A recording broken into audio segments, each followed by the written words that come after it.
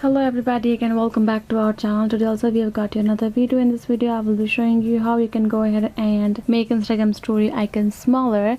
But before we start with our video, please do make sure to like our video, subscribe our channel, and yes, without any further delay, let's go ahead and step into our video. So if you want to do so, go ahead, let's go open our Instagram first. So as you can see, after the update and stuff, the Instagram icons are way bigger than before. So if you want the smaller ones, what you can do is simply go to your phone's browser, go to search bar and type in Instagram old version. Simply go ahead, search it up, then you will tap on this.